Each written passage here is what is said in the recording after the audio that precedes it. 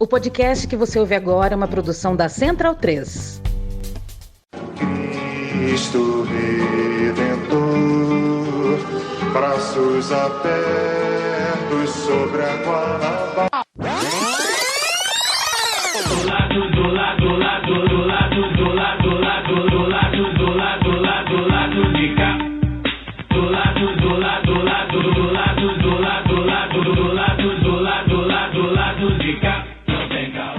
Bom momento, ouvintes da Central 3. Hoje é dia 8 de setembro de 2022. Eu sou Caio Belandi, direto do Saúl Estúdio, e este é o podcast lá do B do Rio, 247, chegando no seu feed. Ao meu lado, no estúdio, eu tô com o Daniel Soares e com o Fagner Torres, e do outro lado da tela, via Embratel, via Zoom, está aqui Luara Ramos. Eu vou deixar o boa noite aos meus colegas de bancada para depois e já anunciar a convidada de hoje, Dani Balbi, doutora em Ciência da Literatura, roteirista, primeira professora trans da Universidade Federal do Rio de Janeiro, candidata a deputada estadual pelo PCdoB do Rio e uma amiga da casa, afinal, né? É a segunda vez que a Dani vem ao lado B, esteve conosco já no longínquo episódio 74 em agosto de 2018. Olha quanto tempo. Dani, bem-vinda novamente, né? É sempre bacana trocar essa ideia com você, ouvi-la falar, enfim. E aí a primeira pergunta que eu te faço é de campanha, sobre a campanha que tá aí na rua, né? Você esteve aqui pela primeira vez na pré-campanha, acho que ainda não tinha começado, de 2018, né? Então eu quero que você fale agora, nesse momento, como é que está a campanha atual. E aí, linkando com o seguinte aspecto. No episódio passado, a gente falou com a Ana Carolina, da revista As Minas, sobre violências políticas que as candidatas mulheres sofrem durante a campanha, principalmente. Então eu queria saber de você, como é que está essa campanha atualmente, nesse aspecto e em outros aspectos também, se está mais difícil, se está mais tranquilo, e aí você aproveita e linka também as diferenças que você tem visto nessa conjuntura atual, que acho que é uma conjuntura de mais de esperança, para aquele terror de 2018, né? Cuja esperança foi se esvaindo a cada dia que passava. Então eu queria que você fizesse esse paralelo aí. Que candidatura foi a Dani Balbi de 2018? Que candidatura é a Dani Balbi de 2022? Bem-vinda novamente. Queria agradecer mais uma vez. Boa noite, Luara. Boa noite, Caio, Daniel, Fagner. E boa noite aos ouvintes. De fato, a campanha de 2022 é uma campanha muito distinta da campanha que a gente construiu em 2018. Não apenas por conta da conjuntura política, que era uma conjuntura de dissenso do campo popular e democrático e ascensão da extrema-direita, uma candidatura que afirmava muito mais o lugar das conquistas recentes do governo Lula e Dilma e naquele período, e que se colocava frontalmente ainda como candidatura, e as candidaturas em geral, de resistência ao golpe e as políticas implementadas pelo projeto Ponte para o Futuro, que na realidade é Ponte para o Retrocesso, foi a Ponte para o Retrocesso do governo Temer, com o risco, a iminência de uma candidatura de extrema-direita que se orientava para o ataque dos grupos, dos segmentos historicamente marginalizados, ganhar, né? E cada vez mais, à medida que as pesquisas chegavam em suas atualizações, a gente viu o crescimento desse consenso em torno do ataque dos grupos historicamente marginalizados e das pautas progressistas na rua. Então, era uma candidatura de muita tensão. Acho que essa candidatura ainda é uma candidatura de muita atenção, principalmente depois dos episódios de ontem, quando a gente pôde atestar que a extrema-direita ainda tem espaço, que ainda mobiliza uma parcela significativa da sociedade e que se organiza em torno de pautas extremamente conservadoras que mascaram ou que se articulam a um programa econômico de ataque à classe trabalhadora central e fundamentalmente. E, apesar de as pesquisas atualizarem uma vantagem relativa do campo popular e democrático que se organiza em torno da candidatura do presidente Lula, o crescimento relativo de Bolsonaro e o que a gente vê, e ainda assim, né, o fato dele ter cerca de 25% a 30% de um eleitorado fiel, nos desespera. E acho que acende o sinal de alerta, né? Do ponto de vista mais programático, outras candidaturas neoliberais que não são do campo da extrema-direita, que não se organizam discursivamente e programaticamente também a partir do ataque à cidadania de grupos historicamente mais vulneráveis, marginalizados, como população negra, LGBTQIA+, e mulheres, também nos assusta, porque parece uma estratégia da direita neoliberal, ou do consenso do capital, em diminuir a vantagem do ex-presidente Lula e do acordo dos campos mais à esquerda na arena política, e o que pode significar um risco de Bolsonaro crescer e se estabilizar e chegar, inclusive, ao pior resultado desse processo eleitoral. Então, o que a gente tem sentido assim, nas ruas, né? E nas redes, onde as campanhas se estruturam? Um ataque maior em relação a tudo aquilo que a gente representa enquanto pauta, enquanto trajetória, e que organiza o nosso programa, né? A gente sofreu um episódio de transfobia e de racismo em Petrópolis. A nossa campanha sofreu esse episódio, a gente denunciou nas redes. As respostas que a gente tem sofrido nas redes, recentemente a gente teve um ataque transfóbico, né, que é um ataque misógino no mesmo sentido, é um ataque machista no mesmo sentido, porque é transfobia, mas que se manifesta com hipersexualização. Então, a gente tem recebido relatos, eu, felizmente, ainda espero não passar, eu e a minha equipe que estamos na rua panfletando e pedindo voto, a gente não sofreu diretamente nenhum ataque racista, misógino ou LGBTI-fóbico, né? Mas a nossa candidatura, em outros lugares, né, outras equipes da candidatura desse projeto coletivo têm relatado nas redes, né? O que a gente tem recebido é um ataque direto. Isso é sinal também do crescimento e do fortalecimento da candidatura, o que, por um lado, é uma sinalização positiva, mas acarreta uma atração maior de atenção dessa direita conservadora que quer destruir, desestabilizar e descredibilizar a nossa campanha. Num cenário de aumento da violência política de gênero, né, também, né? O que a gente tem percebido também é muito isso, né? Violência política de gênero na rua.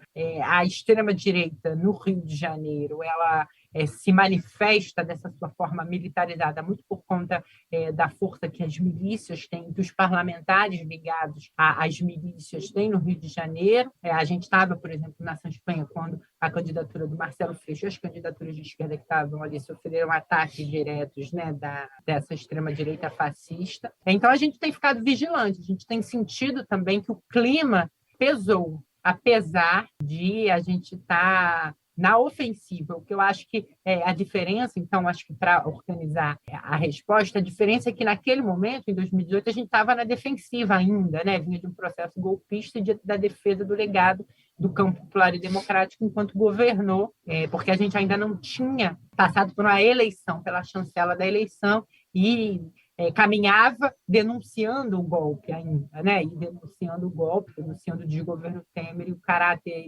antipopular, antidemocrático, antitrabalhadoras e trabalhadores. Acho que agora, mesmo na ofensiva, e talvez por isso, inclusive, o fascismo, nessa forma que privilegia, que elege corpos e trajetórias historicamente marginalizadas, tem visto e tem targiado diretamente candidaturas como a nossa. Olá, Dani, aqui quem fala é Luara.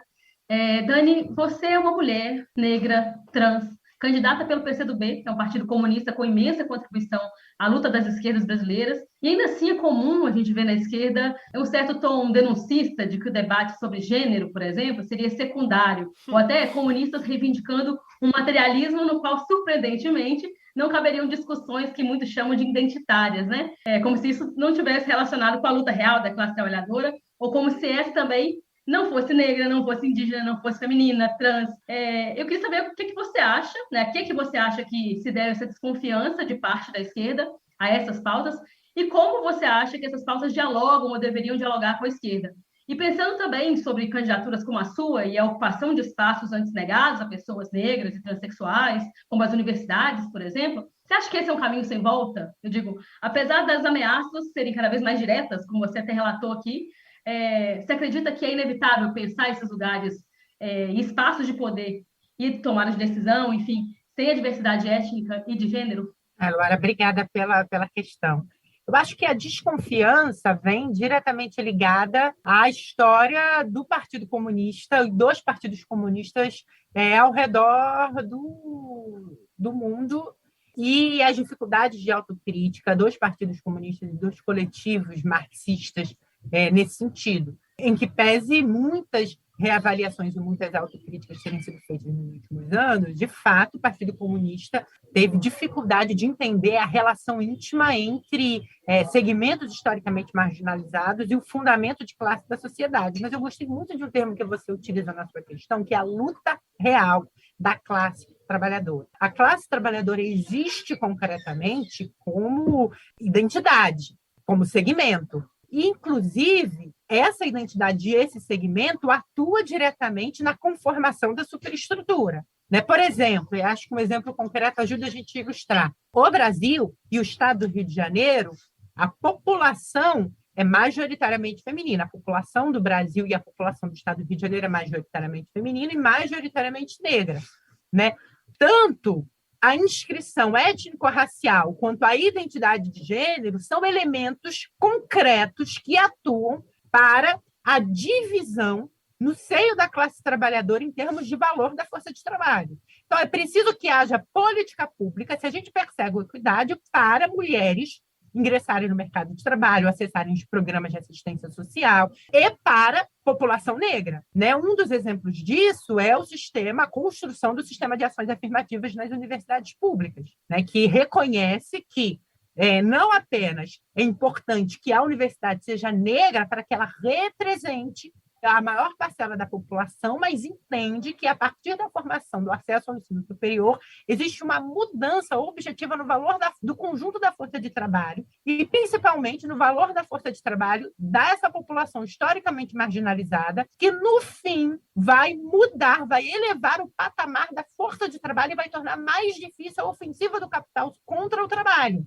Da mesma forma, empoderar mulheres e construir políticas públicas que atendam, por exemplo, as necessidades das mulheres, de deixar as suas filhas e os seus filhos nas creches públicas, que tenham políticas públicas que incentivem a maior empregabilidade das mulheres e a formação das mulheres, que são o conjunto da população que tem mais dificuldade de acessar os postos de trabalho mais qualificados e que ainda assim responde, sobretudo nas famílias mais desestruturadas, pela maior fatia do orçamento doméstico, é fundamental para que essas mulheres conquistem cidadania e, sobretudo, aponta para que o valor médio da força de trabalho do conjunto da classe trabalhadora seja elevado. Então, políticas não existe, não pode haver, por conta disso que você falou, que é a realidade concreta da classe trabalhadora, que do ponto de vista do seu pertencimento étnico, racial, de gênero, diversa, e porque, historicamente, essa diversidade foi usada contra a unidade da classe trabalhadora, não pode haver política pública de conquista, de equidade e de fortalecimento da luta da classe trabalhadora sem que essas políticas públicas tenham inscrição de gênero, de raça, e até de orientação sexual, por exemplo, no caso de população LGBTQIA+, que também tem dificuldade de acessar o mercado de trabalho formal e acaba ocupando postos cuja remuneração é muito menor. E aí sim, é um caminho sem volta, porque eu acho que a luta dos movimentos sociais nesse sentido, a luta das mulheres, a luta da população negra e mais tarde na história a luta organizada do segmento LGBT, ensina, qualifica e traz os dados da concretude do presente em relação à luta mais geral que tem inscrições marxistas mais de fundo, ou pelo menos inscrições marxistas mais ortodoxas. E aí eu acho que o marxismo tem, o comunismo, e as lutas e as esquerdas orientadas marxistas, leninistas, aprendem e se qualificam, acho que a palavra é essa, qualificam a sua análise sobre a realidade e sobre o presente a partir da contribuição da luta desses segmentos historicamente marginalizados, e a gente pode propor políticas públicas mais efetivas e mais densas que demonstram a articulação íntima entre superestrutura e estrutura e a realidade concreta, para simplificar aqui os termos, e do presente e as relações de classe inscritas que realimentam a dinâmica da sociedade. Muito bom, Dani. Bom, boa noite, Fagner falando. A gente já se conheceu, 2018, e Jolie, minha companheira, te manda um abraço, que a sua cria do Engenho da Rainha junto com você. A Jolie Arissandra, me criou, né? Te mando um abraço. E aí eu queria fazer uma pergunta, eu não quero parecer advogado do diabo, não, mas fazer uma pergunta baseada mesmo na minha percepção de homem que mora no subúrbio do Rio até hoje, que não saiu e que não pretende sair do subúrbio do Rio pelos próximos anos, pelo menos, eu não pretendo. E aí eu queria perguntar a você como que está sendo a recepção, sobretudo, né, sua, mas também dos camaradas e companheiros que são candidatos de esquerda no Rio de Janeiro, nessas regiões mais controladas, não só pelo tráfico de drogas, mas também pela questão da milícia. A milícia, a gente sabe, já está em mais de 50 pontos do estado do Rio de Janeiro. Na capital, praticamente todas as regiões, hoje existe pelo menos uma milícia comandando alguns dos lugares, né? Eu queria saber como é que está essa percepção e por que te faço essa pergunta. Porque ando muito pelo subúrbio do Rio de Janeiro, ando até menos do que gostaria, mas ando muito. E tenho visto pouca inserção da campanha dos candidatos de todos os partidos de esquerda, de todos, absolutamente todos, nas regiões do subúrbio da capital do Rio de Janeiro. Recentemente, eu me lembro de ter visto dois candidatos fazendo campanha em bairros periféricos da capital do Rio de Janeiro. Foi o Derê, que é do PSOL, né, que estava na Penha, e também a Thaís Ferreira, que também é do PSOL, e estava fazendo campanha em Vicente de Carvalho. Ao contrário, quando venho para a Zona Sul, né, hoje, por exemplo, que estou aqui fazendo essa gravação, quando saio da estação do metrô do Largo do Machado, é uma enxurrada de candidatos de esquerda me entregando adesivo, bottom, todo tipo de material. Parece que quem não entende muito bem a dinâmica da cidade, né, não pensa, né, sobre todas essas dificuldades que, infelizmente, a vida real impõe para a esquerda, que é a questão da segurança, é a questão do dinheiro, é a questão do pouco tempo, tudo isso que a gente sabe que para a esquerda é mais difícil. Imagina, quem não tem essa dimensão, acha o seguinte, a esquerda só quer fazer campanha na Zona Sul mesmo, ela não vai pra Zona Norte, porque acha que, enfim, não vai. Isso é uma crítica que desculpa interromper, Fagner, a crítica que é feita, a gente ouve assim, né, não é uma crítica exatamente embasada, mas a gente ouve assim, a esquerda é lá da Laranjeira, sim, exatamente. lá do Flamengo, sim, e tal, né? Exatamente. É bem comum. É comum. Você, não só o político, o militante de esquerda, sim, o cara da Zona Sulzinha ali, aquela zona, enfim. Sim, e aí eu queria saber de você, assim, traçando esse cenário que eu tô traçando para você, enfim, eu tô vendo muita candidatura da direita na Zona Norte, no subúrbio, que é onde eu vivo, basicamente só tem direita, mas quando eu venho para cá eu vejo uma esquerda fazer campanha. Agora, por exemplo, me saí do metrô e me deram vários adesivos do Freixo, do Lula, do André Siciliano, de todo mundo dos partidos de esquerda. Como que tá essa recepção da sua campanha nessas regiões? Você já falou aí de um ataque transfóbico em Petrópolis, né, mas eu queria que você falasse mais sobre essa questão de segurança, como que tá, e como que você vê essa crítica, enfim, você acha que a esquerda merece essa crítica mesmo, ou é uma questão de grana, é uma questão de segurança, porque a gente sabe que onde as pernas não vão, o coração não toca, né, e o povo que tá lá no subúrbio precisa que o coração seja tocado. Eu acho, são todas essas questões juntas, né, linkadas. A gente tem dificuldades objetivas de chegar em alguns lugares e a gente acaba tendo que fazer escolhas, né?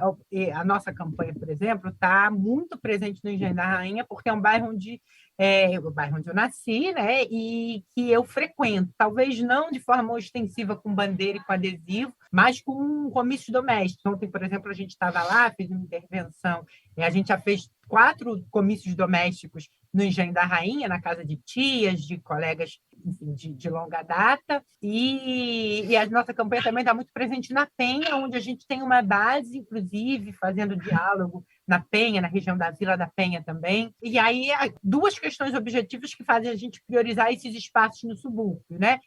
Questão de recurso, de dificuldade de cobrir todos os bairros da cidade, e uma questão de segurança também, né? A gente tem dificuldade de entender e talvez até de dialogar com os agentes da segurança do local. O que eu quero dizer com isso? É a dificuldade de fazer campanha em lugares onde o poder público não chega, ou a segurança pública efetiva não chega, e, na realidade, quando chega, é através do braço armado do Estado, com um projeto de genocídio da população negra, pobre e periférica, com essa política de segurança pública fracassada de guerra às drogas.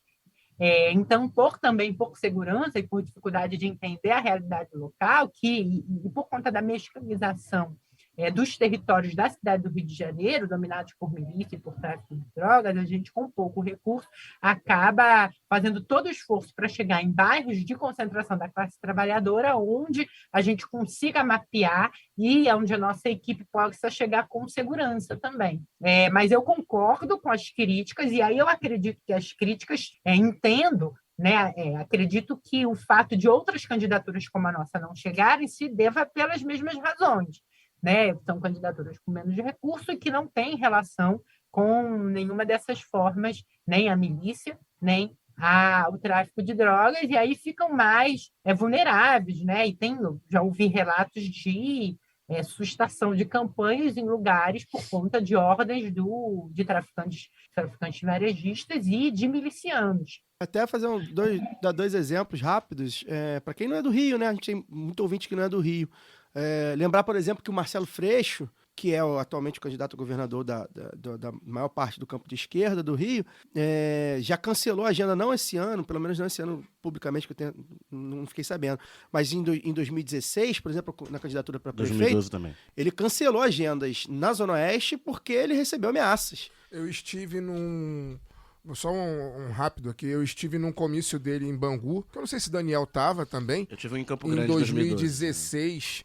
Tive num comício dele em Bangu, numa praça em Bangu, que reuniu uma galera, ele chegou, enfim, inclusive eu lembro que ele tava com a camisa retrô do Bangu, e assim que ele começou a falar, cara, surgiram, papo de uns 80 motoqueiros, assim, do nada, e os caras ficaram simplesmente dando altas voltas na praça onde estavam todos os militantes, dando voltas, assim, intimidando mesmo, só que ficaram intimidando ali uns 20 minutos, dando volta, umas 80 motos, assim. E aí o comício rolando, a turma reunida e aquelas motos circulando e fazendo barulho e tal, e depois os caras foram embora, não fizeram nada, mas assim, olha só, a gente tá vendo que vocês estão aqui, e no caso, nesse nível, e num domingo à tarde de sol, de 40 graus. No caso concreto do Freixo, ele, enfim, participou da CPI das milícias, candidaturas, por exemplo, de mulheres negras trans, como a casa da Dani Balbi, e aí a gente falou da violência política, corre um risco ainda maior. A gente, infelizmente, está na cidade que assassinou Marielle Franco. Então, assim, embora eu acho que essa crítica faça sentido, mais para situar, né? Eu mesmo, e aí dou o segundo exemplo, eu mesmo no sábado agora a gente decidiu ir num restaurante famoso de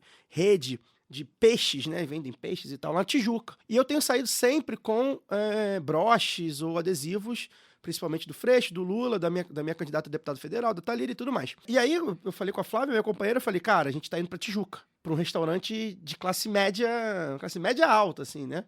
Caro, um restaurante caro, vamos botar assim. E aí eu não me senti seguro de ir. E, embora eu não seja um militante formado... Tijuca, não é nem a Zona Norte mais profunda.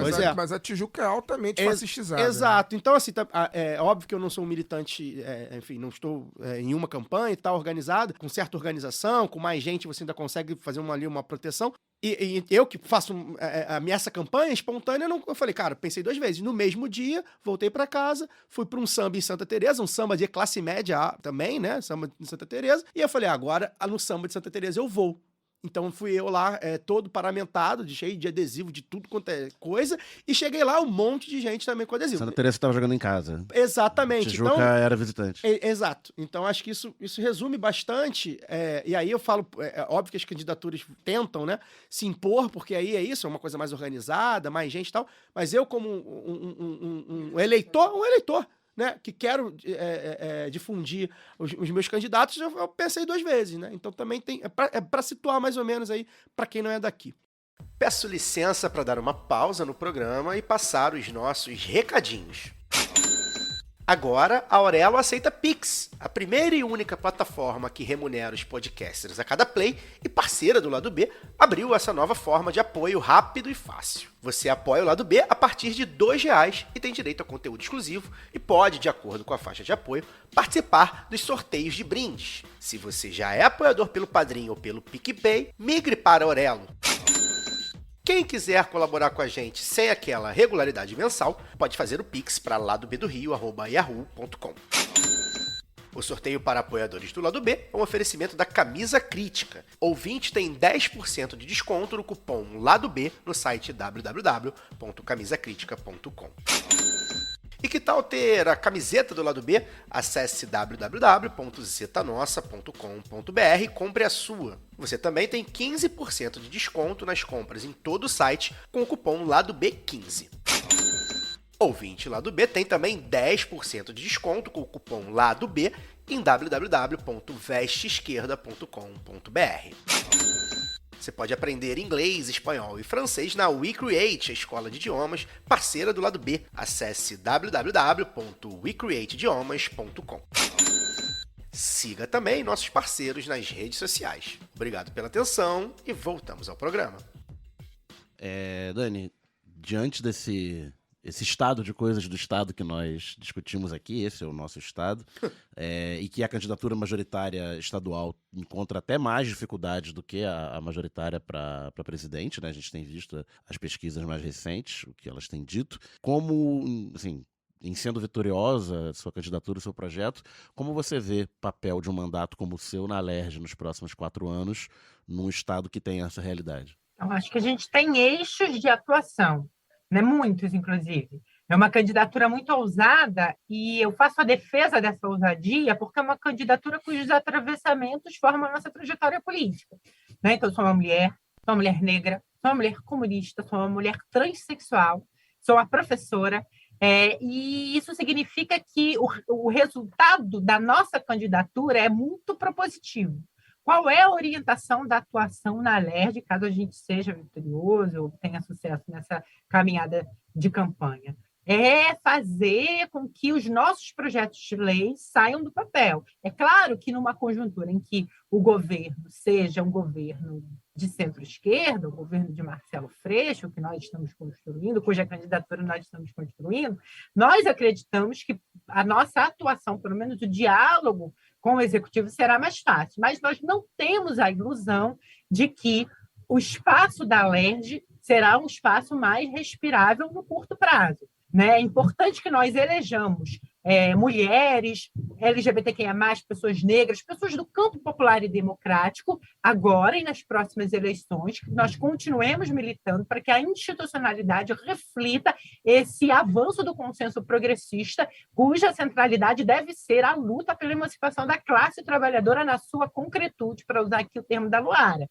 né, com os atravessamentos e os recortes devidos através da política pública. Então, o que a gente pensa? Né, que é principalmente atuar na defesa da educação emancipadora, né, com projeto de lei e com proposição que barrem a implementação do NEM, com aumento de recurso e vinculação direta para as secretarias de educação, para que a gente possa ter valorização do profissional docente e, ao mesmo tempo, os currículos estruturados de modo que eles contemplem a diversidade, contemplem uma educação anti-misógina, anti-LGBTfóbica e antirracista, né? A gente tem projeto para a ciência, para a FAPERJ, para as estruturas, então a gente vai militar muito para que a gente possa também aumentar a vinculação da receita líquida para a FAPERJ, para que elas possam estruturar esse projeto de popularização das universidades públicas, em contrapartida às tentativas de privatização da UERJ e da UENF, que saem desse campo conservador e estruturado que há muito tempo ocupa o espaço legislativo.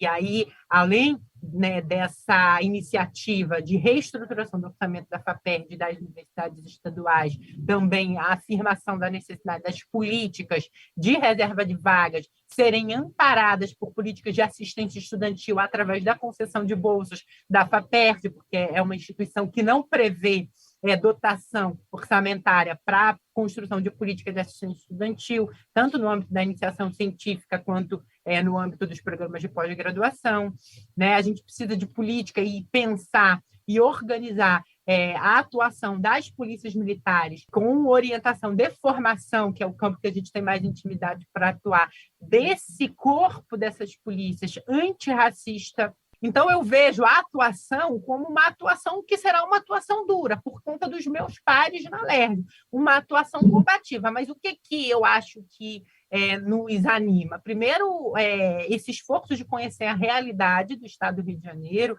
né, as macro-regiões, as micro-regiões, e isso nos dá força e nos dá convicção, porque a nossa candidatura, né, que é construída coletivamente, é amparada por uma inteligência de muitas mãos e de muitas figuras que se materializa num programa efetivo de emancipação da classe trabalhadora. Então, os projetos de lei que a gente quer aprovar e as resistências que a gente vai enfrentar nos animam a continuar nesse cenário de reta final e, obviamente, entendendo que mesmo que a gente não consiga nem ser vitoriosas na disputa do executivo, a gente vai ter uma atuação combativa e firme, e talvez mesmo que a gente consiga ser vitoriosas e vitoriosos, não só por conta de uma composição ainda muito dura que a gente espera da Alerj no geral, mas também por conta de segmentos de orientação liberal que podem vir a compor um governo de coalizão,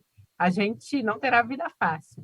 Ô, Dani, você fez quantos votos em 2018? Você lembra de cabeça? Fiz 10.349, não lembrava, mas já atualizaram.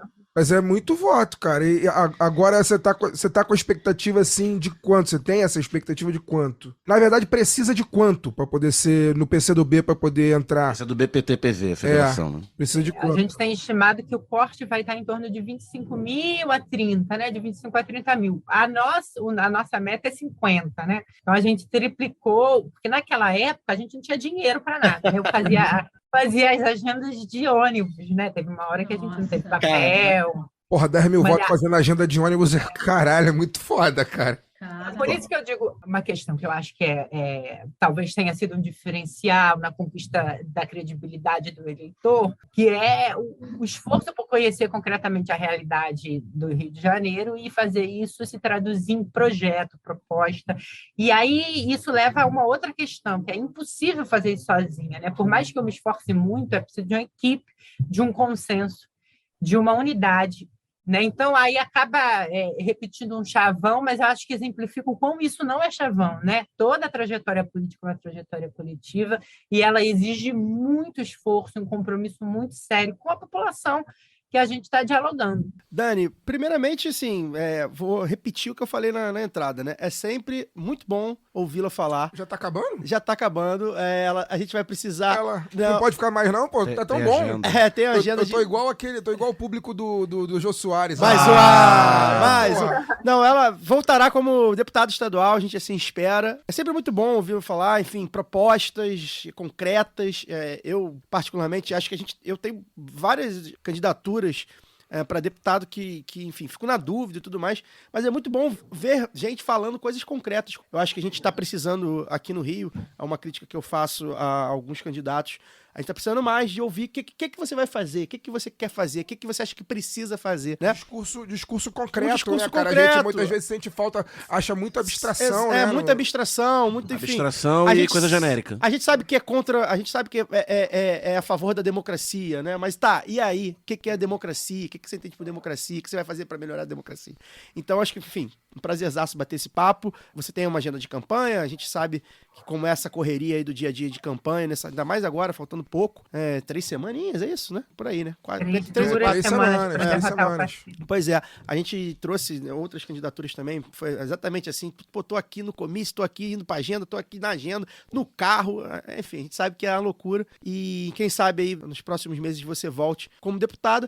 E aí, para quem, enfim, quiser saber mais da sua trajetória, quiser saber mais aí das coisas que você tem para mostrar em campanha ou fora de campanha também, deixa aí suas redes sociais, enfim, se você está escrevendo para algum lugar, algum conteúdo, pra galera ir além, né? Ir além dessa meia horinha aqui que a gente bateu esse papo e obrigado novamente. Gente, eu queria agradecer demais o espaço, não só por terem me convidado, mas por serem um contraponto de resistência crítico e qualificado à mídia hegemônica que eu acompanho para manter a sanidade, para me manter de fato informada e atualizada, né?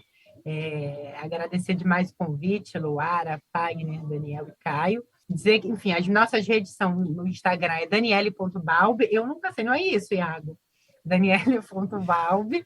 O Facebook é Dani Balbi. E lá a gente tem, enfim, você falou, né? A apresentação da trajetória da candidatura e as propostas e os campos de atuação onde a gente pretende disputar a Alerj e construir política pública para os segmentos vulneráveis da população fluminense. Obrigada, gente. Muito obrigado. E agora a gente vai para o Caô da semana. Caô. Lê, lê, lê, lê, lê, lê, oh. Bem, o caô da semana, dessa semana de dia 7 de setembro não poderia ser outro, né? Eu nem fiz roteiro. A gente tem bastante coisa pra falar, não só da gadofolia aí que teve, principalmente em Brasília, em São Paulo e no Rio de Janeiro, que atraiu bastante gado, a nata do chorume fascista brasileiro, e acho que a gente pode fazer um balanço geral aí sobre o que isso representa para a campanha, né? Acho que a gente não tem como escapar hoje de tudo que a gente fala e tudo que é feito por Bolsonaro e, enfim, por outros candidatos e quadros políticos aí relevantes, de escapar da campanha, né? Qual o efeito para a campanha? Eu vou começar com a Luara, a gente estava debatendo aqui em off. Eu acredito que o bolsonarismo ontem, no dia 7, mostrou aí, enfim, que embora esteja cada vez menor, ele ainda tem bastante gado disposto a ir pra rua, mas a Luara fez em off um comentário que eu gostaria que ela fizesse em on, né? A ressalva, né? Então, tá comprovado que esses caras não agem exatamente só pela vontade política, né? Não estão ali só organicamente. Eu sou militante do Bolsonaro. Eles nem usam, né, a palavra militante. Eu sou um bolsonarista, Patriotas. Sou um patriota. Não é bem assim, né? Então, Caio, eu acho assim que tem uma outra ressalva que precisa ser feita, que pode parecer besteira ou ingenuidade, mas é que se a gente também está medindo esses atos sobre a organicidade desse movimento bolsonarista, né, de que é o reflexo dos 25% a 30% que o Bolsonaro tem, o que ele conseguiu movimentar também é só aquilo, né? Então, dentro dessa que foi a principal data do bolsonarismo aí, que está sendo gestada há um ano, que eles conseguiram colocar foi essa mesma gente, que nos últimos anos também esteve, principalmente né, no ano passado, em que se aventou essa coisa do golpe, e a gente tem sempre uma esquerda que fica ali temendo um golpe clássico com tanque e baioneta, e a gente viu a presepada que foi. O que significa esse 7 de setembro? Acho que todo mundo já viu essa análise, acho que a análise mais evidente é a do nó tático que Bolsonaro dá nas instituições, né, de dobrar a aposta mais uma vez, de chamar para a briga, esse morde-a-sopra, né, com o STF, incensando os seus militantes a criticarem, a serem realmente violência direta, né, contra instituições como o STF, contra a imprensa também, mas principalmente contra o STF, que virou o grande inimigo aí do bolsonarismo. Olha só, caçem essa chapa para vocês verem o que acontece, né? E eu acho que ninguém é maluco de fazer isso a essa altura, faltando, né, 3 semanas para as eleições, e a gente vê mais uma vez que as instituições no Brasil funcionam plenamente como cúmplices das classes dominantes, como sempre foram. Então, acho que a análise mais evidente é essa. Eu coloquei essa aí do bolsonarismo também, porque eu acho que tem muito disso. Tem gente ali que não entendeu o rolê ainda, mas eu acho que quem esteve junto, né, depois de 4 anos de bolsonarismo, é muito difícil que estejam os burros ingênuos, acho que são os burros mesmo, aqueles que empacaram ali no bolsonarismo e já não saem, mas que é aquilo, né, são aqueles que são focalizados aqui, pelo menos no Espírito Santo, tirando ali na Terceira Ponte, onde eles sempre passam, né, os locais quando você vai chegando ali nos bairros mais nobres, que está cheio, os prédios cheios de bandeiras do Brasil. No restante da cidade não se ouve falar, né, ou só se fala em outra coisa, ninguém comenta nos outros bairros, enfim. Então, acho que tem muito disso, e é uma coisa para a gente ficar esperto também com as retóricas derrotistas, né? Da esquerda Ives, como o pessoal gosta de já chamar assim, que olha isso, parece que está torcendo para que nas próximas pesquisas isso se confirme, que o Bolsonaro, olhe só, cresceu e não sei o que lá. Eu avisei, exatamente. E que o Lula estabilizou, meu Deus, é o fim do mundo, como se ele já não tivesse num teto ali próximo, enfim. São essas, eu acho que as análises possíveis da primeira olhada. Você falou sobre como ele burla as instituições, né? Ele coloca as instituições a serviço dele. Teve um comentário, eu não vi, né? Porque, enfim, era feriado, jogo do Flamengo, me poupo também. Mesmo que não fosse, se estivesse em casa, eu estaria jogando FIFA, alguma coisa do tipo. Mas eu soube, né, que o Fernando Gabeira, na Globo News, Renata Lopretti falou também no Jornal da Globo, essa análise ela já chegou na grande mídia, né? A grande mídia passou 4 anos percutindo a todas gente as nunca sabe bobagens. se por burrice, ou se por conveniência, ou se por ambos. E passou assim, uns 4 anos, não, imbrochável, essas coisas. E aí, se eu não me engano, o Gabeira lá no ao vivo falou assim, olha só, gente, a gente tá dando espaço para o Bolsonaro fazer campanha. Então, a gente vai ter que dar espaço para os outros fazer. Porque isso que ele fez hoje foi campanha. A Lopretti foi muito feliz também. Eu ia falar sobre isso. Então vai. Ontem, dia 7, foi meu aniversário, Parabéns. né? Fagner Reis. O homem da Nascido independência. em 7 de setembro. Lamentavelmente... Tom Cruise. Lamentavelmente, eu nasci nesse dia macabro, que eu já não gostava, muito antes do bolsonarismo, já não gostava, porque eu sempre odiei desfile militar e essa papagaiada Mas ninguém toda. via, né? Só as criancinhas. e tal. Cara, via. Lá em casa as pessoas sempre tiveram orientação de voto de esquerda, Lá mas em via casa, o desfile. não Mas via o lembro disso, desfile. Eu nunca gostei dessa papagaiada, eu nunca Isso sempre gostei. foi transmitido? Sempre Passava foi. na TV Não, pública. antes da TV pública, De chegou a manhã. passar também na Globo. Passava de manhã na A Globo. Globo passava, aí teve um determinado momento que parou, enfim, ficou só na TV pública, né? Que agora é TV Brasil, né? TV do Bolsonaro.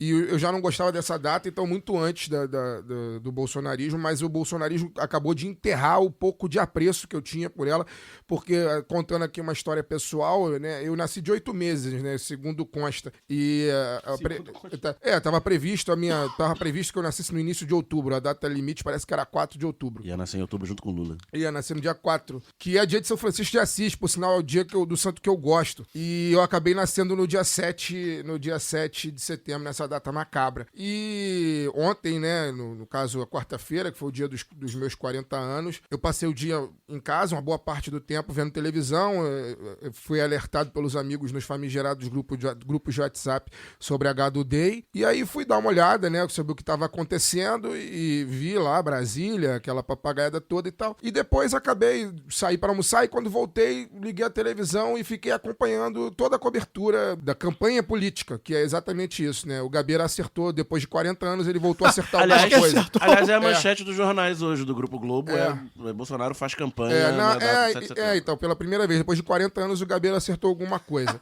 E aí, fiquei acompanhando a Globo News, né? E aí, eu queria destacar duas figuras, assim, que eu acho que uma eu considero uma excelente jornalista, de fato, acho que ela é uma excelente âncora e ela, né, é a reserva moral do que há de jornalismo na Globo, na TV aberta, que a Renata Lopretti, ela tem uma fala muito boa na apresentação do Jornal da Globo, enfim, ela é bastante didática sobre aquilo que aconteceu. Não foi um ato de 200 anos, o Bolsonaro em nenhum momento ele cita os 200 anos da independência, que é uma farsa, enfim, a gente sabe que mas a gente não institucionalmente faria sentido. Mas a gente não está discutindo aqui a farsa que foi a independência, a gente está discutindo a farsa que aconteceu neste dia 7 de 2022, né? Não foi citado em nenhum momento do discurso dele, ele não fala dos 200 anos da independência, é campanha pura, é só campanha pura, é ataque ao Lula, que lidera as pesquisas, enfim, comparações grotescas entre a mulher dele e as outras mulheres, as mulheres dos outros candidatos, uma bizarrice completa, a gente não espera nada diferente disso, e a TV ficou, enfim, repercutindo isso 24 horas, assim, o tempo inteiro repercutindo a mesma coisa, dando palanque para esse animal falar durante 24 horas para a população. E o outro destaque que eu queria dar é que eu terminei o dia assistindo a Central das Eleições, né, já na Globo News, onde tá lá o imorrível Merval Pereira e outras figuras, e eu queria destacar a Mônica Waldvogel, que eu também não acho das piores, né, dentro dentro da seara que existe ali na Globo News, ela tá um nível acima ali daquela turma que é muito mais falta de caráter do que falta de visão política, né? Alguns ali tem falta de visão, mas alguns outros, como o próprio Merval, que eu já citei aqui, na minha opinião, é falta de caráter puro na análise daquilo que ele fala. A Mônica não, a Mônica até considero que tá um nível acima ali, ela tá um padrão bom pra Globo News. E ela falou em um determinado momento uma fala que, assim, que a meu ver, me desculpe, beira um cinismo, assim, porque eu sei que ela é bem maior do que ela falou, e ela falou que a impressão que ela tem quando ela vê o Bolsonaro solapar as instituições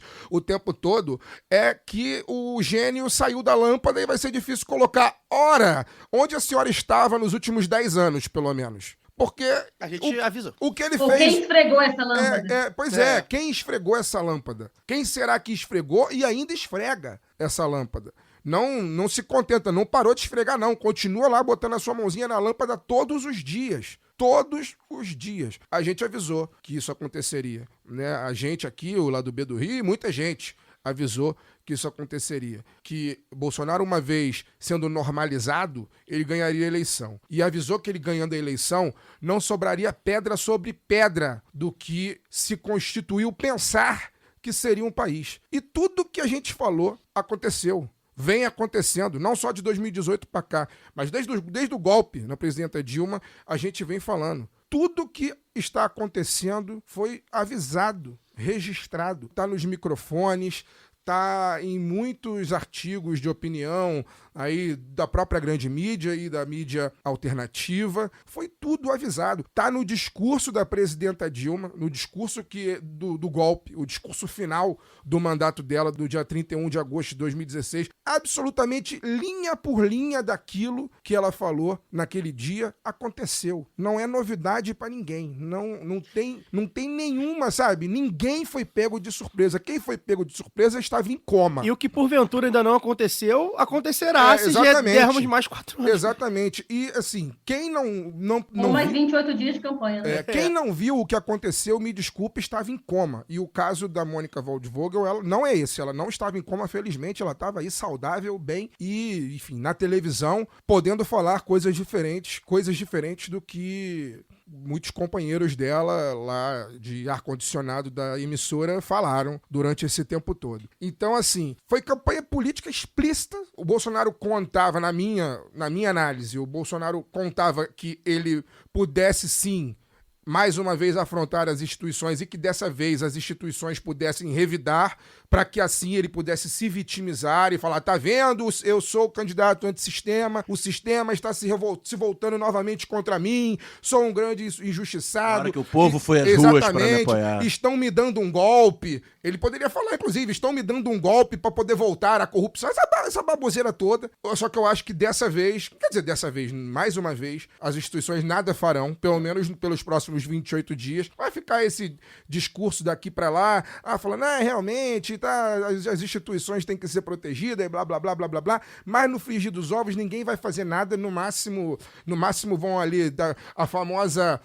sabe, aquela coisa do futebol? Aquela multa de R$2.000 então, depois que a eleição passar, eles fazem aí chapa invalidada. Isso, e aí depois que a eleição passar, ele perdendo... Fake news é crime.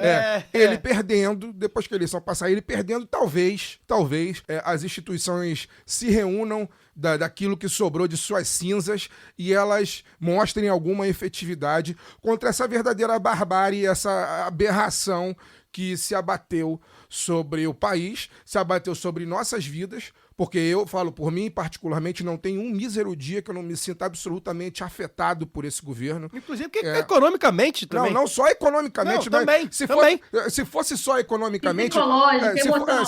Se fosse só economicamente e eu não tivesse dimensão do que está acontecendo, talvez seria bom. Talvez seria menos pior, porque o pior é ter a dimensão do que está acontecendo e dormir e acordar com esse sentimento de absoluta impotência e de absoluta sensação de, tipo assim, cara, vai completar o mandato. Eu estou preso num filme de terror eterno. E vai completar o mandato. Eu estou preso num livro distópico que, sabe, aquilo tudo que eu li não chegou aos pés do que eu sinto convivendo diariamente com esse governo e com as decisões desse governo e com as palavras que esse governo profere nos microfones dia após dia e com a forma... com 30% que acha bom e quer mais. 30% que acha bom e quer mais e vai à luta, como diria o narrador de futebol, né, o Januário de Oliveira. Então, assim, o que eu posso dizer depois dessa minha fala aí, sei lá, de 5, 10 minutos, é que, felizmente, quando o programa for ao ar na sexta-feira, dia 9 de setembro, dia do aniversário, inclusive, de um bolsonarista ferrenho, que é o Renato Portaluppi, hoje treinador do Grêmio, felizmente, tá passando longe do meu time. O que eu posso dizer é que no dia 9, quando esse programa for ao ar, vai faltar o quê? Pro primeiro turno? 23 dias, né? 23 dias.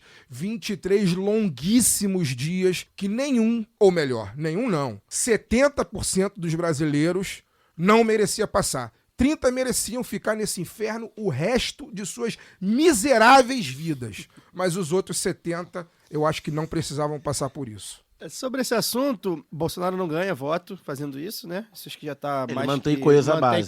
Que ele vai precisar para tumultuar as eleições. Não, para tumultuar o pós-eleição e tumultuar o próximo governo. Exato. Então, é aquilo, né? Enfim, não adiciona nada na base. E aí, só para a gente arrematar esse assunto, mandar um beijo aqui para Lola Ferreira, repórter jornalista do UOL, que ontem cobriu, né, a motociata. Inclusive, quero pedir pedir desculpas à Lola, porque eu ritei lá com a foto que é dela, mas a foto eu compartilhei no Twitter sem o crédito dela, porque eu não sabia que era dela, eu recebi pelo WhatsApp e joguei. E aí depois fui ver que era dela e tal. Lola, desculpe, não quis roubar o teu trabalho, não. Gente, a foto é da Lola Ferreira, repórter do UOL, nossa companheira, minha companheira, inclusive, de arquibancada, porque é tricolor de coração. É isso. Enfim, faz parte, infelizmente mesmo. As pessoas receberam e tal. Mas bastante gente deu crédito depois. E ela foi muito feliz nessa foto, né? Que ela foi cobrir. Primeiro que ela foi muito feliz. A Lola, eu considero uma das melhores repórteres de cidade e de política, de sociedade do Brasil mesmo, assim. Eu brinco com ela porque... não é porque eu conheço ela, não, e tomo cerveja, falo besteiras e amenidades com ela, não. Ela é muito boa, muito jovem ainda, um futuro brilhante, e ela teve uma ideia que foi ótima. Vou cobrir a motociata, então vamos de moto. Isso aí, esse feeling de repórter, poucos teriam. Tirar foto de dentro, né? Não, ela foi de moto. Ela, não, já que eu vou cobrir, eu vou de moto. E aí ela foi, né, e aí captou essa imagem que pra mim é uma das imagens. A gente tem muitas imagens nesses últimos períodos pra sempre, muitas. E os meninos lá tomaram o baculejo depois, exato, né? que são os jovens negros, todos negros ou quase negros, ou enfim, né, como já diria Caetano, olhando e xingando e gritando Lula, parece também, para o público da motociata que foi atrás do Bolsonaro, do aterro do Flamengo, a Copacabana, onde ele faria lá o evento. E esse, enfim, viralizou e tudo mais, e depois eles tomaram uma dura, que é o famoso 474, né? É o ônibus que todo mundo... Chico Buarque cantou em caravanas. As caravanas, se você pegar, é o roteiro do 74, né? Do Arará. Era Jardim de... Ainda acho que mudou, mas era Jardim de Alá Jacaré. Ele é Jacaré, Triagem em Copacabana. Mudou. Triagem em Copacabana. Ele ia até o Jacaré, enfim, e passa por várias favelas da Zona Norte e tudo mais. Ele, simbólico pra caramba. É o ônibus que, enfim, queriam proibir, o ônibus do... E essa imagem foi muito simbólica. E até teve uma discussão depois, que aí um outro tricolor, que é colega nosso também, o Caio Barbosa, colocou, né, sobre o quanto aquilo poderia repercutir, inclusive na bolha bolsonarista, né? Que para eles eles têm orgulho daquilo, porque eles vão ler aquilo como bandidos contra o Bolsonaro, né? Porque inclusive, eles leem os jovens negros sem saber de nada, mesmo que tivessem, né? Mas se tivessem passagem pela polícia, eles já leem aqueles jovens negros do 474 como bandidinhos, ou bandidões, né?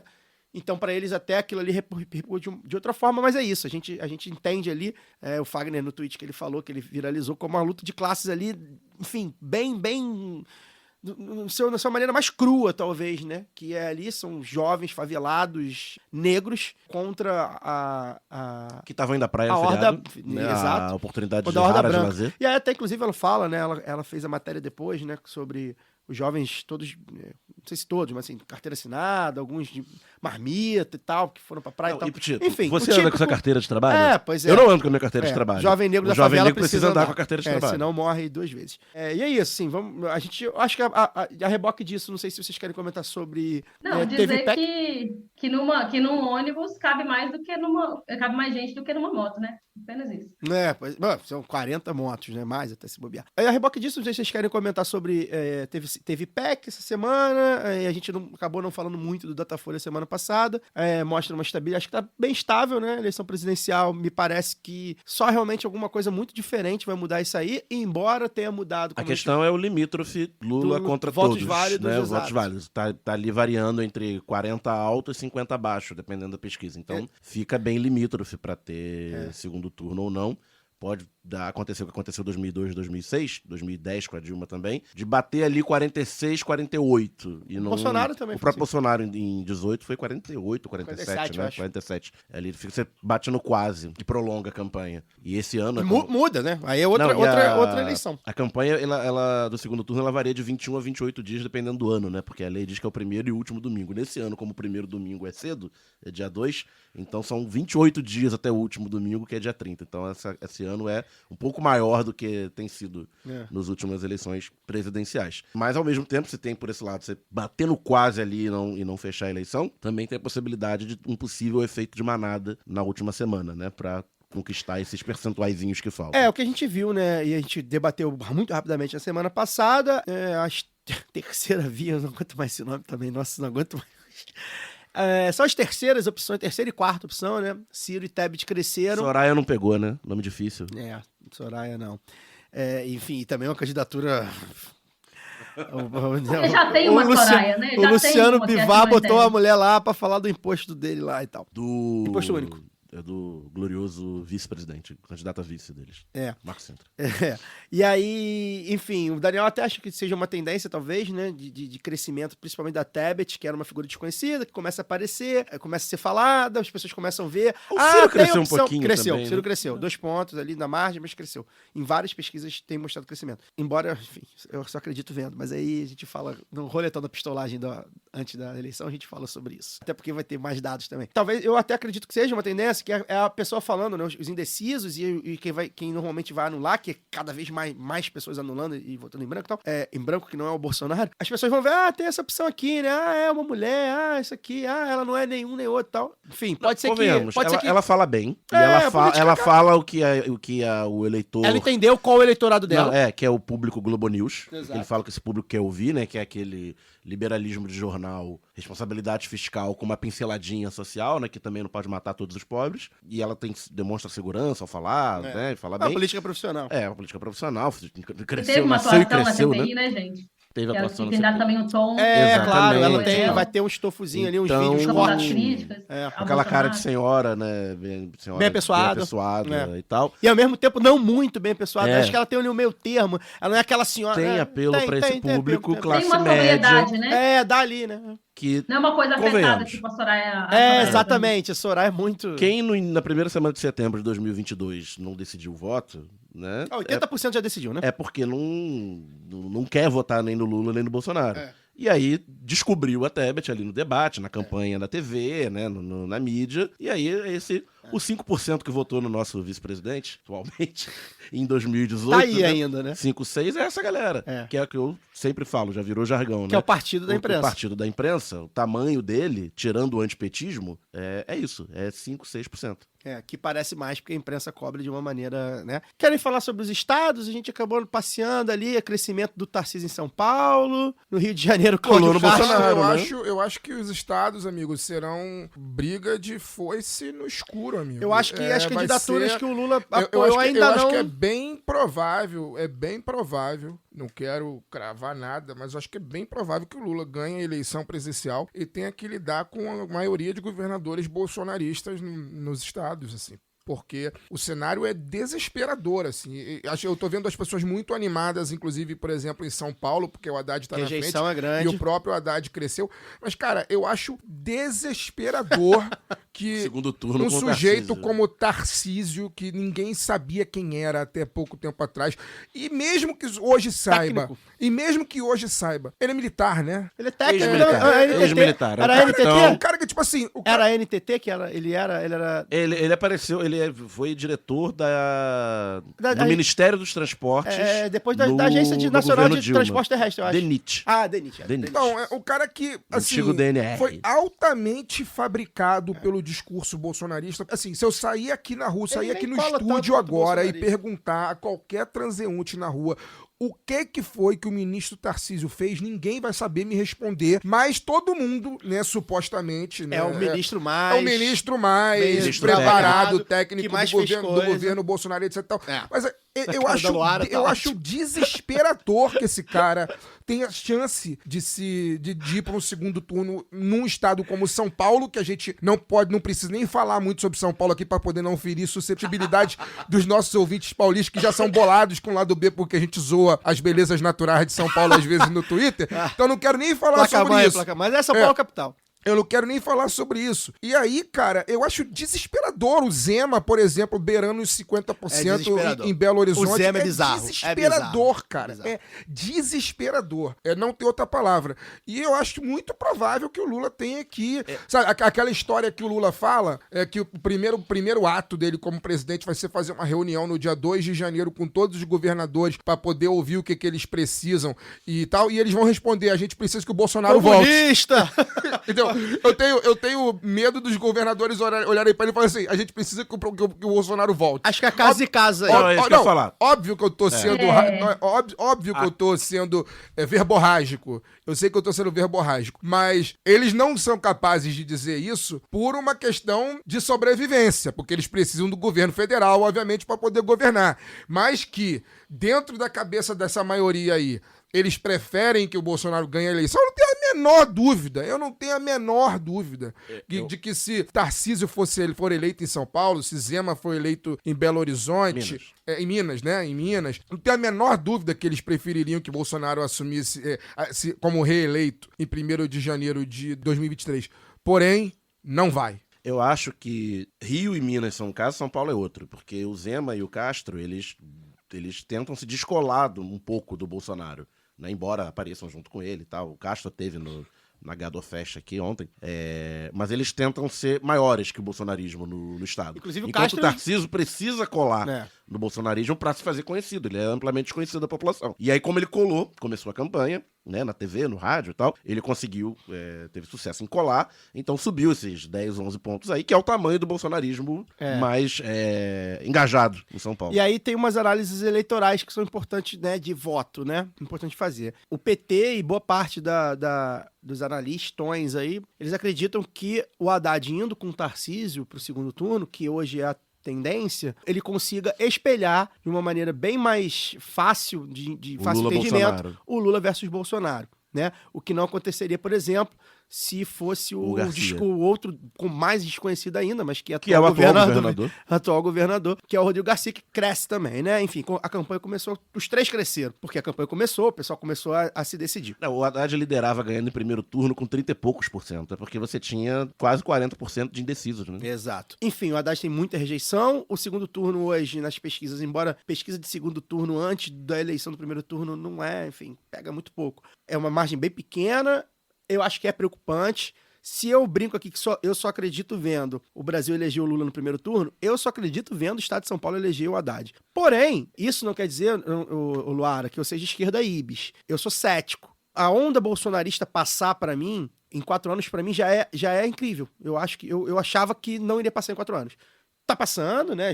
A onda já é bem menor e a gente tem uma possibilidade muito real de eleger o Lula, seja no primeiro turno, seja no segundo. Mas daí para os estados, exatamente por tudo que foi falado aqui, há uma dificuldade maior. Acho que tá tendo uma dificuldade que é natural do Lula espelhar. O Lula é o maior cabo eleitoral da história, sempre foi. Ele sempre transferiu muitos votos, mas ele não vai transferir 100%.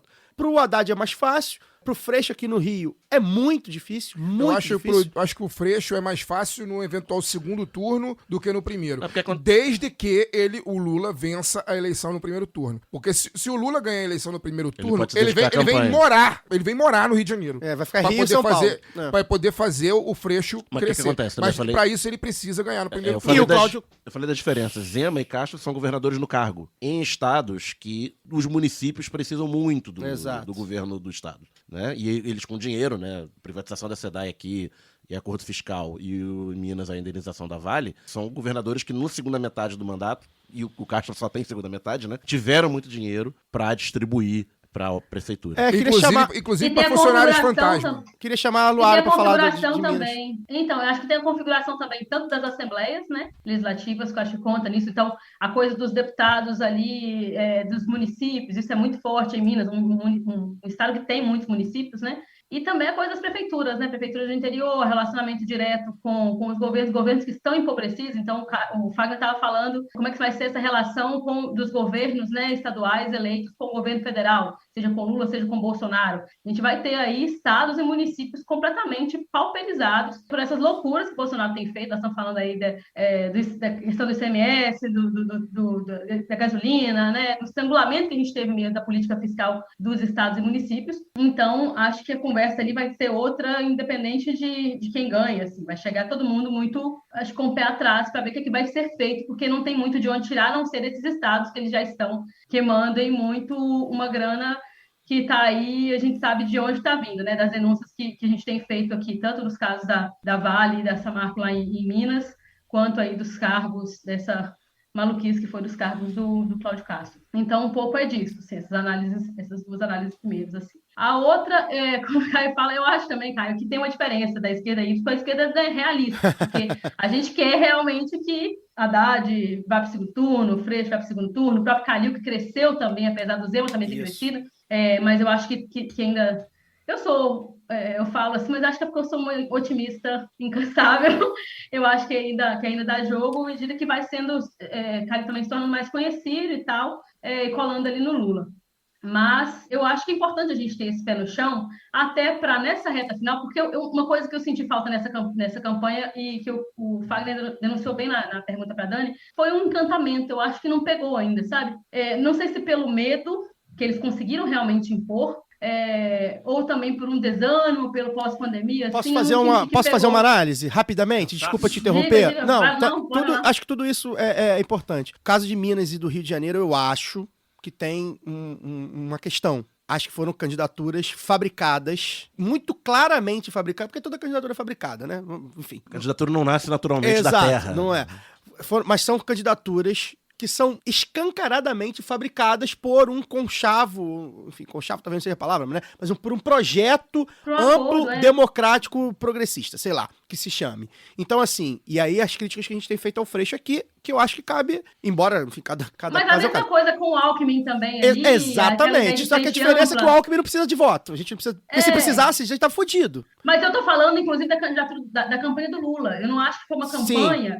que eu acho que precisava, eu acho que é o Lula, né? Um pouco mais, sabe? Mas é porque é o Lula. Há uma tentativa, inclusive, me parece, da própria campanha, desde o lançamento da candidatura lá atrás, né? Não estou falando nem da candidatura, né? Estou falando lá do primeiro ato com o Alckmin, que eu acho, inclusive, que o Alckmin faz um discurso muito, muito bom. Eu acho que eu nunca tinha visto ele tão carismático daquele jeito.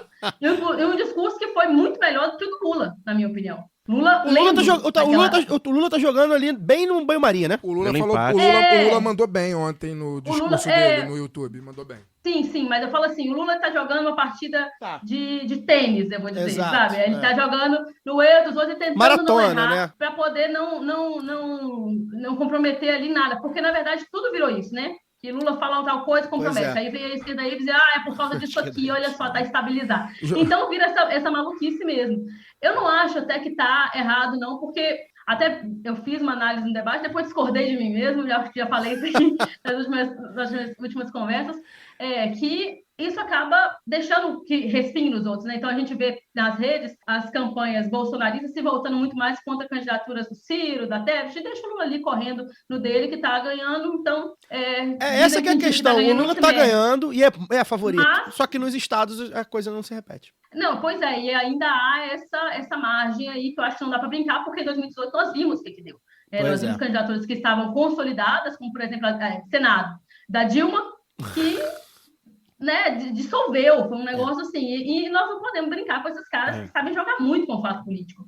Né? Tivemos a facada em 2018, qual vai ser a facada de 2022? Tá todo mundo, além do 7 de setembro, tá todo mundo meio que esperando isso. Eu acho que não dá pra esperar. Eu imagino que mesmo que não tenha o fato político da facada em 2018, ainda assim, na manhã do dia 2 de outubro, todos nós estaremos em pânico sobre o que deve estar circulando no WhatsApp das pessoas que recebem essas correntes. Assim, eu particularmente, estarei, enquanto as urnas não forem abertas, eu tenho certeza que eu vou votar e vou passar o dia inteiro em pânico, imaginando o que as pessoas estão recebendo, quais são as mamadeiras de piroca de 2022. Comentário sobre isso, o camarada Lucas Mourão, que é advogado, acho que é advogado até do PSOL. Não é parente daquele outro? Não. E ele milita muito, ele trabalha, né, na verdade, nessa área de fake news, defendendo candidaturas de esquerda e tudo mais. Ele comentou outro dia no Twitter que, comparativamente com 2018, e acho que com 2020 também, acho que ele falou isso, enfim, ele deu a entender que esse ano, aparentemente, as máquinas de fake news estão bem menos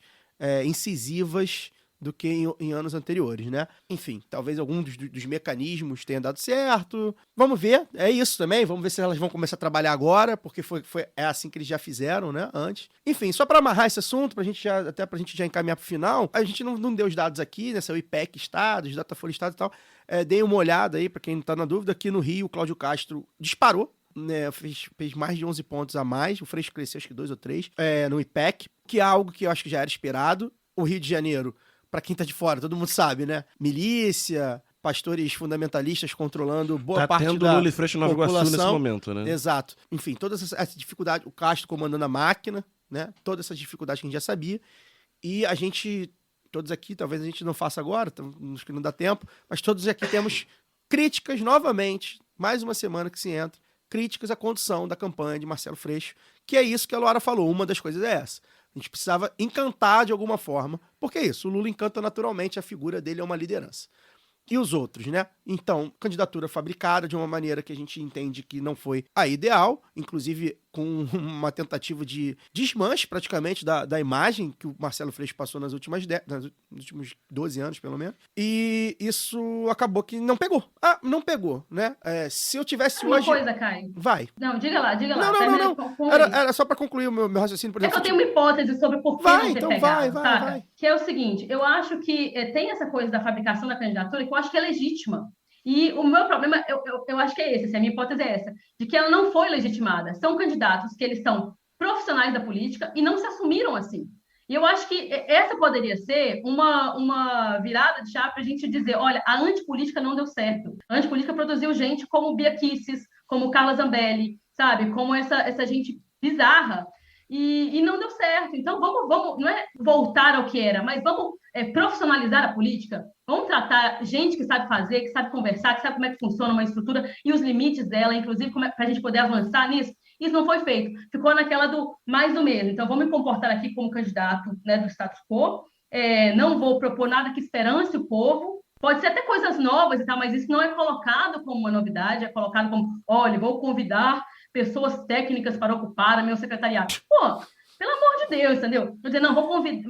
A política é feita assim, gente, com gente que a gente confia. Então, vou convidar aqui, ó... Inclusive, esse era o discurso do Bolsonaro em 18, né? É o discurso da direita, então, sempre foi. Isso vira uma coisa assim, as pessoas, elas olham um negócio e se identificam, mas não podem se identificar porque é o fulano de tal, entendeu? E ele não se assume totalmente. Eu acho que falta isso, faltava assumir o que é e dizer, porque eu estou um pouco cansada, assim, eu vejo gente insistindo na mesma coisa, acho que talvez desde 2016, nessa ideia de que a democracia seria, a gente sabe os limites da democracia representativa burguesa e tal, mas ao invés de dizer isso com todas as letras, falar, mas ainda assim nós estamos aqui, é uma gente que pretende representar, não representando, o medo de ser liderança, sabe, um corpo mole para poder dizer, olha só, não tem esse negócio de ter medo do poder, poder corrompe. Não, nós queremos estar no poder, nós queremos disputar esse poder, nós queremos direcionar esse poder para melhorar e transformar a vida da população trabalhadora. Aí não, fica naquela coisa de que, não, porque eu não fui preso, eu que não sou corrupto. Sabe? No país do lawfare, entendeu? No país em que 2 palitos você está recebendo a PF na sua casa. Independente se você tem ou não algum problema que deveria ser investigado. Então, eu não vou chamar de ingenuidade, não, eu acho que é bobiça mesmo, como a gente diz lá em Minas, acho que é marca-toca. E é isso, eu sinto falta da política profissional. E aí, já encaminhando até para o nosso encerramento, eu queria comentar também brevemente, óbvio que não fazendo uma análise que não tem esse conhecimento todo, sobre o plebiscito lá no Chile, que eu acho que a resposta que a Dani deu à minha pergunta tem muito a ver com isso também que eu vou falar. Porque, de novo, a gente vê as mesmas pessoas, os mesmos tudólogos e teóricos, assim, colocando na conta do debate de gênero, né, nas costas das mulheres negras, dos negros e negras, dos indígenas, das pautas identitárias que eles gostam de falar, as derrotas dessa gente que não soube encaminhar a própria política profissional, não soube profissionalizar a política que eles dizem ser profissional, assim, ou então, pelo menos, assumir esse papel. Eu acho que há uma derrota muito grande da política profissional, uma tentativa de tirar do jogo a própria política, né, o fazer político. E quando eu trouxe essa coisa do gênero, também é em relação a isso, porque até hoje a gente ouve a ladainha dizer que o ele não foi responsável por eleger o Bolsonaro. E o que a gente vê, inclusive, nas pesquisas, é que quem está segurando o rojão são os negros e negras, as mulheres e os pobres. Então, quem não deixou esse país virar mais um lamaçal do que já né, quem segurou a barra ainda do que... Quem está mantendo as esperanças, né? Quem manteve, inclusive colocou algum limite, nos deu alguma esperança nesse tempo todo, foi esse pessoal, cara.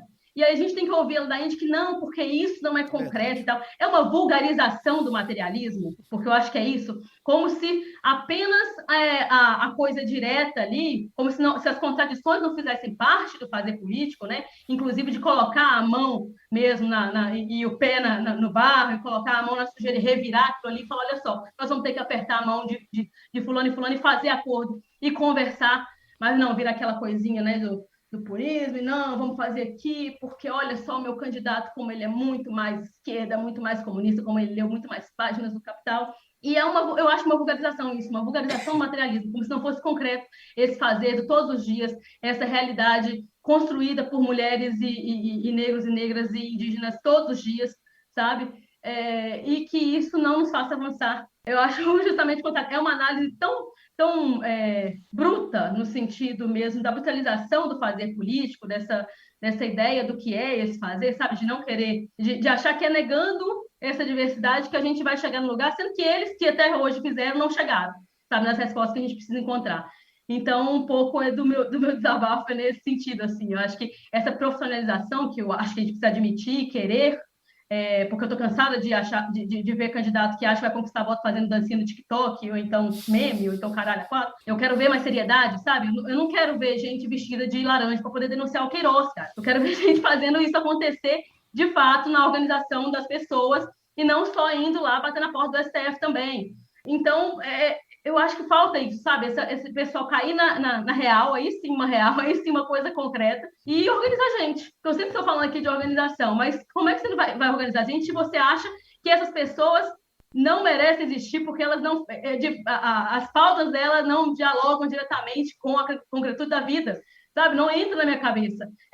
Você que está dizendo isso, quando você diz que pautas como essas são puramente identitárias, você está dizendo que essa diversidade não interessa a construção dos sonhos que a gente está sonhando junto, que dizem que estão sonhando junto, mas não, parece que é só deles, entendeu? Então, acho que é isso, acho que é uma vulgarização do que a gente pretende fazer enquanto política pública, enquanto construção mesmo de classe. Então já emenda seu boa noite, Luara Ramos, para a gente encerrar em alto estilo. Boa noite.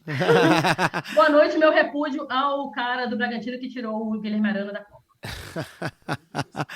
Teve isso. Seria meu único título esse ano.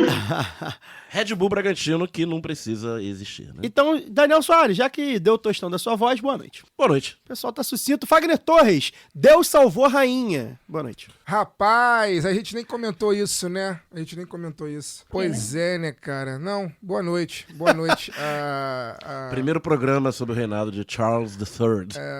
Se o inferno existir, que ele seja bastante pesado. Foi encontrar com o Olavo de Carvalho e a Margaret Thatcher. Antes da gente encerrar, eu preciso dar os nomes aqui dos ganhadores e ganhadoras do sorteio para os apoiadores do Lado B do Rio, oferecido pela Camisa Crítica, né? Referente a 3 meses, deixei acumular aí, julho, agosto e setembro. Vamos aos nomes. Helena Scatoni, Aline Jansen. Alô, Aline Jansen. Responde aí a gente. Aniversário antes da semana também, Ganso. dia 11 de setembro. Vonder Ganso, um beijo pra ela. Guilherme Bernardi, Miguel Pinheiro, Helena, mais uma Helena, Helena de Freitas Rocha e Silva, Marília Loschi, não sem... Helena de Freitas, será que foi inspirado no Helena?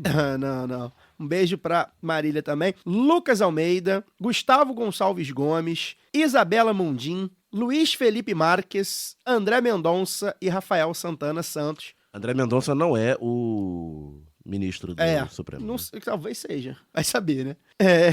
Olhem seus e-mails de cadastro, a gente já mandou aí. Ou entre em contato com a gente pelas redes sociais para preencher os dados, escolher os produtos e receberem seus brindezinhos da Camisa Crítica.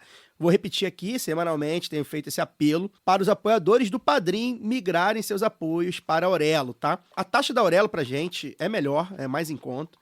E na Aurelo você ainda pode receber newsletter, nossa, né? A gente manda várias mensagens, avisos e tudo mais. Você pode ouvir os conteúdos exclusivos, e você pode ouvir o programa regular em outro aplicativo, os exclusivos na Aurelo. E você pode participar também do fórum, comentar os tópicos que a gente abre lá de discussão, de interação, né? Então, para quem nos apoia no Padrim, galera, vai lá na aurelo.cc/Lado B do Rio, no navegador, no caso da Apple, ou se tiver Android, baixe seu aplicativo e faça seu apoio. Por fim, mandar um abraço aqui pro Ricardo e pro Rafael, ouvintes que eu encontrei no Maracanã essa semana. Tem feito sucesso no Maracanã, já falei isso aqui, né? O pessoal fala, o Che Guevara aí. E na verdade eu uso a boina do Fidel, que o Che Guevara usava uma outra, e minha barba é a barba do Fidel. O Che Guevara tinha uma barba mais ralinha. É engraçado, porque o pessoal não consegue. É mais muito mais, muito mais. Cara, outro dia aqui, tô aquele aqui, viva a Revolução, viva Cuba. O Fidel ficou velho, né? Aí Totalidade, era o a totalidade flamenguista muito comunista, né? Olha aí. E aí eles... Manchete não lembro se foi do Extra do dia hoje, que é imbrochável é o Mengão. Um beijo pro Dorival Júnior também, provavelmente um apoiador do Bolsonaro, mas enfim, a gente apaga aí. Eu encontrei o Ricardo na quarta, né, ontem, e o Rafael no domingo. O Rafael veio falar comigo, foi domingo de manhã o jogo, né, ele já chegou falando assim, pô, vocês entrevistaram o Show, né, e ele retirou a candidatura. Teve isso. Aí ele, pô, que vocês ficaram putos, não? Enfim, a gente teve a mesma reação, né? Pra quem tá aí, de repente, interessado em saber como é que foi a reação do lado B, a primeira coisa que a gente falou foi, este cidadão veio aqui, falou um monte de liberalice, um monte de anticomunistice, e a gente, né, mas vai lá, vai ser um quadro. A gente é educado. Então. Não, a gente entrevistou ele, vai ser um quadro, de repente, né, um potencial Poderia quadro. Poderia ser útil. Tal, e enfim, nem candidato vai ser, mas foi interessante pelo menos. Deu buzz e foi interessante pelo menos que expôs algumas das muitas traições que a esquerda carioca e fluminense tem cometido nessa eleição. Aliás, é outro dos motivos que, enfim, Cláudio Castro dispara aí, se bobear pra ganhar até no primeiro turno, Enfim, e aí um abraço pra eles, né, que vieram falar comigo. E o Lado B fica por aqui. Semana que vem a gente volta com mais um episódio. Até lá. Valeu! Este podcast foi editado por Fernando Cesarotti.